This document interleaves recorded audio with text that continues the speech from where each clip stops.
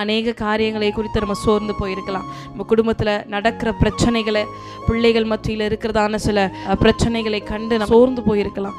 கர்த்தர் இன்றைக்கு வாக்கு கொடுக்கிறார். சோர்ந்து போயிருக்கிறதான நான் உனக்கு பலனை கொடுப்பேன் என்று கர்த்தர் சொல்லுகிறார்.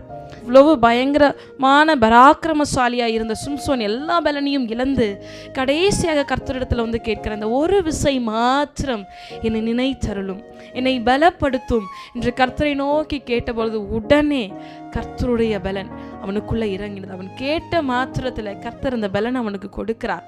அதே போல இன்றைக்கும் நீங்கள் கர்த்தரை நோக்கி கேளுங்க. கர்த்தர் அவருடைய பலனை உங்களுக்கு தந்து உங்களை பலப்படுத்தி உங்களுக்கு எதிராக எழும்புகிற எல்லா பிரச்சனைகளிலும் நீங்கள் பலங்கொண்டு நிற்பதற்கு, அதை எதிர்த்து நிற்பதற்கான சத்துவத்தை உங்களுக்கு தந்து உங்களை நன்மையான வழியில நடத்தி உங்களையும் உங்கள் குடும்பத்தையும் அவர் ஆசீர்வதிப்பார்.